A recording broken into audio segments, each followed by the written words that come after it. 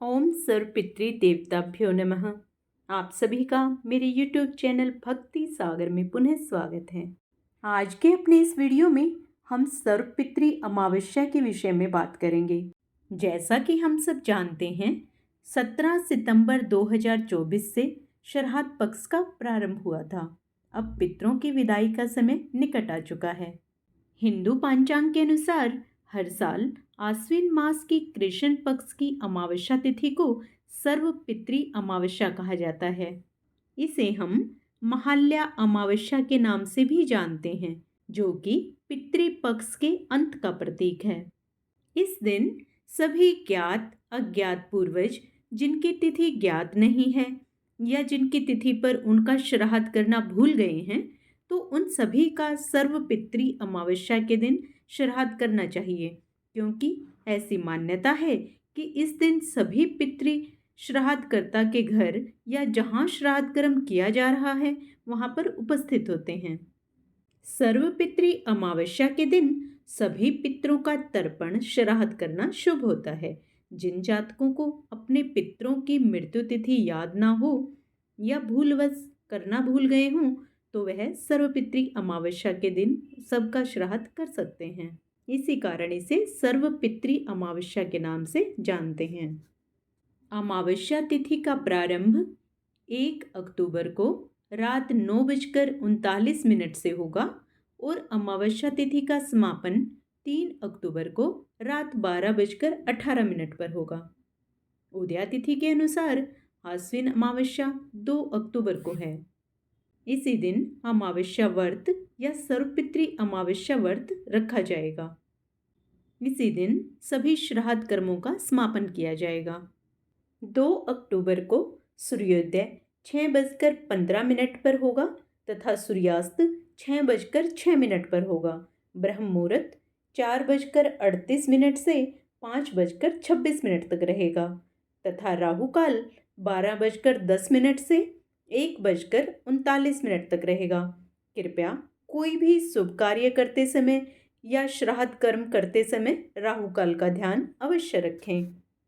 अब हम जानते हैं कि सर्वपितृ अमावस्या के दिन ऐसा क्या करें जिससे हमारे पितृ प्रसन्न होकर हमें शुभ आशीष देकर जाएं। तर्पण करें। तर्पण के लिए हम आगे देखेंगे विधि क्या रहेगी। पिंडदान दें। चावल को गलाकर कम से कम 3 पिंड पूर्वजों के नाम से बनाते हैं। पिता, दादा और दादा के पिता। पिता जिंदा हैं तो दादा, दादा के पिता और उनके पिता के नाम से पिंड बनाकर उसका विधिवत रूप से अर्पण कर जल में विसर्जन करते हैं। पंचबली कर्म करें। इसके अंतर्गत गायें, कौवे, कुत्ते, चींटी, मछली, वृक्ष और देवताओं को अन्न जल अर्पित करें। ब्राह्मण भोज अवश्य कराएं।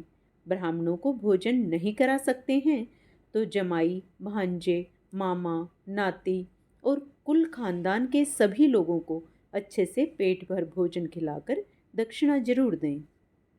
गरीबों या जरूरतमंदों को खाद्य सामग्री, वस्त्र आदि दान करनी चाहिए। श्राद्ध में 10 तरह के दान दिए जाते हैं। जूते, चप्पल, वस्त्र, छाता, काला तिल, घी, गुड़, धान्य, नमक, चांदी, स्वर्ण और गोभूमि।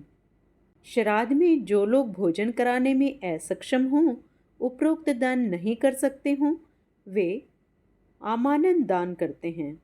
आमानन दान अर्थात अन्न, घी, गुड़, नमक आदि भोजन में प्रयुक्त होने वाली वस्तुएं इच्छानुसार मात्रा में दे सकते हैं। बरगद और पीपल के पेड़ में जल अर्पित करें। बरगद और पीपल को जल अर्पित करके इनके नीचे धूप दीप प्रज्वलित करें। स्टील के लोटे में दूध, पानी, काले तिल, शहद और जौ मिला लें और पीपल की जड़ में अर्पित कर दें। गीता का पाठ करें। गीता के दूसरे, 7वें और 10वें अध्याय का पाठ करें। पितृ सूक्तम का पाठ करें। पितृ सूक्तम का पाठ करने से पितरों का आशीर्वाद मिलता है। पूजन। पितृदेव अरमेया की पूजा के साथ ही इस दिन श्री हरि विष्णु, यमदेव और चित्रगुप्त की पूजा भी करते हैं। काव्य वाडनल, सोम, अर्यमा और यम ये 4 पितरों की जमात के मुख्य गण प्रधान हैं। हनुमान चालीसा का पाठ करें। इस दौरान हनुमान चालीसा का पाठ करना चाहिए। ऐसा करने से घर परिवार में कभी कोई संकट नहीं आता है। दक्षिण दिशा में पितरों के निमित्त 2, 5, 11 या 16 दीपक जरूर जलाएं। आप अपनी गैलरी में भी जला सकते हैं और आप प्रतिदिन पीपल के पेड़ के पास भी दीपक जलाकर पितरों की मुक्ति हेतु प्रार्थना कर सकते हैं। गुड़ घी को मिलाकर सुगंधित धूप दें। जब तक वह जले तब तक ओम पितृ देवताभ्यो नमः का जाप करें और इसी मंत्र से आहुति दें। देश में श्राद्ध पक्ष के लिए लगभग 55 स्थानों को महत्वपूर्ण माना गया है। इनमें से उज्जैन मध्य प्रदेश, लोहानगर राजस्थान, प्रयाग उत्तर प्रदेश, हरिद्वार उत्तराखंड, पिंडारक गुजरात, नासिक महाराष्ट्र, गया बिहार, ब्रह्मकपाल उत्तराखंड, मेघंकर महाराष्ट्र, लक्ष्मणबान कर्नाटक, पुष्कर राजस्थान, काशी उत्तर प्रदेश को प्रमुख माना गया है। शास्त्रों में मृत्यु के बाद दैहिक संस्कार, पिंडदान, तर्पण, श्राद्ध आदि के द्वारा पापों के प्रायश्चित का विधान कहा गया है। श्राद्ध करने का समय कुतप काल कहा गया है। दोपहर 12 से 3 के मध्य, प्रातः एवं सायंकाल के समय श्राद्ध निषेध कहा गया है। सुनिश्चित कुतप काल में धूप देकर पितरों को तृप्त करें। इस समय में तर्पण, पिंडदान, पूजन और धूप देते हैं। आइए अब जानते हैं सर्वपितृ अमावस्या पर घर में स्वयं कैसे तर्पण कर सकते हैं।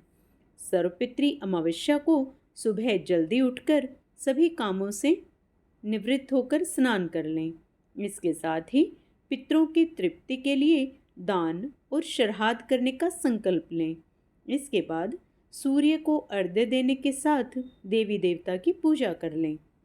दोपहर करीब 12 बजे दक्षिण दिशा की ओर मुख करके पैर को मोड़कर घुटनों को जमीन में टिकाकर बैठ जाएं। इसके बाद तांबे के लोटे में जौ, तिल, चावल, गाय का कच्चा दूध, सफ़ेद फूल, पानी और गंगाजल डाल दें। फिर हाथ में कुशा लेकर दोनों हाथों में जल भरकर अपने अंगूठे के माध्यम से जल गिराएं। इस तरह करीब 11 बार करें और अपने पितरों का ध्यान करते रहें। इसके बाद पितरों को भोग लगाएं। इसके लिए एक गाय के गोबर के कंडे को जलाएं और उसमें गुड़, घी, खीर पूरी आदि अर्पित करें। पिंड बनाने के बाद हाथ में कुसा, जौ, काला तिल, अक्षत अर्थात चावल व जल लेकर संकल्प करें। इसके बाद इस मंत्र को पढ़ें।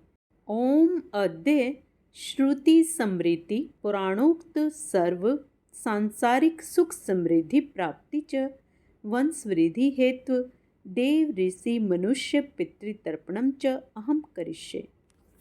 सर्वपितृ अमावस्या के दिन पीपल का पेड़ लगाना भी उत्तम रहता है तथा पीपल के पेड़ पर सायंकाल में घी का दिया अवश्य जलाएं।